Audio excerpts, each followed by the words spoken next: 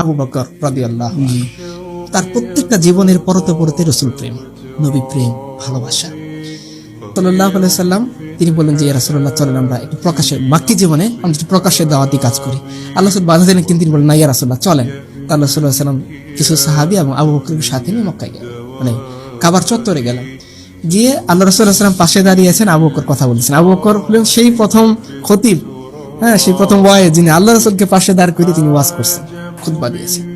তো তিনি কথা বললেন, দিনের দাওয়াত দিলেন। কাফিররা দেখলে তো বড্ড বিপদ, এটা তো বড্ড মারবে এগুলো। এতদিন গোপনে গোপনে বলতে, এখন প্রকাশ্যে এসে তাওহীদের কথা বলতেছে। তো শিরকবাদীরা কি করবে, সহ্য করতে পারেনি, তারা আক্রমণ করছে।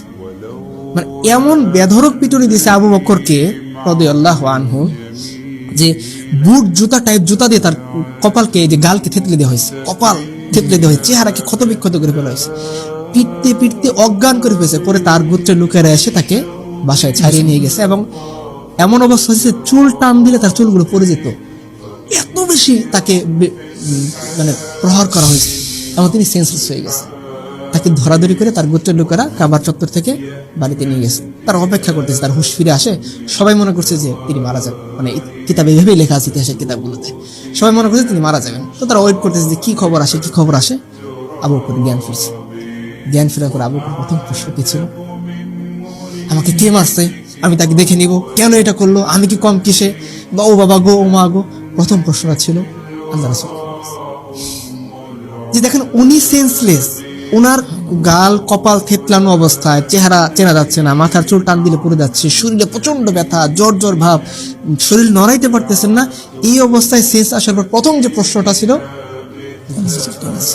তার মা, তার যে গোত্রের লোকেরা রাগ করে চলে গেছে যে এই পাগলটা বলে কি।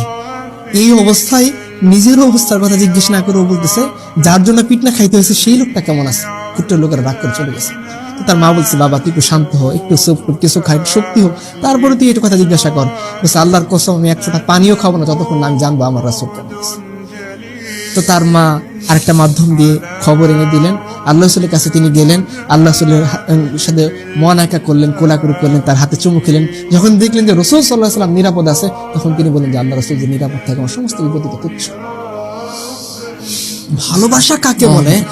নিজের জীবন চলে যাচ্ছে, নিজের চেহারা থেতলানো অবস্থায়, নিজের শরীরে প্রচন্ড ব্যথা, কিন্তু শুধু একটা আমার প্রেমাস্পদ, আমি তাকে সবচেয়ে বেশি মহব্বত করি, উনি কেমন আছে, ওনাকে দেখা ছাড়া, ওনার অবস্থান জানা ছাড়া উনি নিরাপদে আছেন কিনা